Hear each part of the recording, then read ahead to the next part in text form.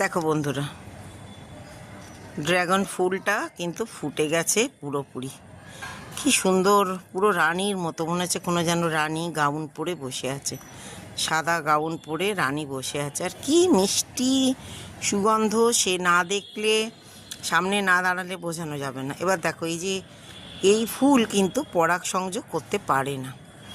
অর্থাৎ তাহলে তোমরা বলবে যে পরাগ সংযোগ না করলে কি ফলটা হবে না? না না, তা না, ফল হবে, কিন্তু ফলের সাইজটা ভীষণ ছোট হয়ে যাবে। তাই জন্য আমি একটাই তুলি নিলাম।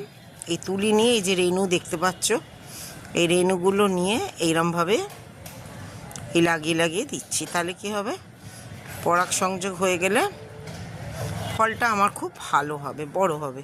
কারণ আমি এর আগেও দেখেছি, যখন প্রথম আমি জানতাম না তখন তো পরাগ সংযোগ করতাম না, এমনি হতো। একবার দুবার এরকম ছোটো ছোটো ফল হয়েছে, কিন্তু এখন দেখেছি তারপর থেকে খুব সুন্দর ফলটা বড় হয়। আর এর ডাল জানো তো, যদি কাটো, এর ডাল কেটে বালির ওপরে, এমনি বালির ওপরে হালকা একটু জল দিয়ে যদি 3-4 দিন রেখে দেওয়া যায়, তারপরে এটা টবে বসিয়ে দিলে গাছ কিন্তু হয়ে যায়। তো মোটামুটি 2 ইয়ার্স লাগে, 2 বছর লাগে এর ফল আসতে। তো যাই হোক, আজকে ভীষণ আনন্দ হচ্ছে। দেখো, ফুলটা তোমাদের দেখাতে পারলাম, সত্যি যেন রানী বসে আছে, রাতের রানী। যদিও নাইট কুইন বলে একটা ফুল হয়, সে গাছটা আমার ছিল, কিন্তু এখন মরে গেছে। নাইট কুইনের ফুলটাও একেবারে একই রকম দেখতে, ওই রকম রাত্রে ফুটবে, সকালে একদম শুকিয়ে আর কিছু পাবে না। কিন্তু সেই গাছটা তো আর নেই, কিন্তু ফুলটা এইরকম।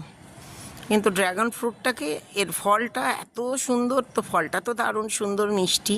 আর আমার ফলটা হয় লাল টুকটুকে, অনেকে সাদা হয়, পিঙ্ক হয়। তো এটা আজকে ভীষণ ভালো লাগছে। ঠিক আছে, আমি ভিডিওটা করলাম। ওকে।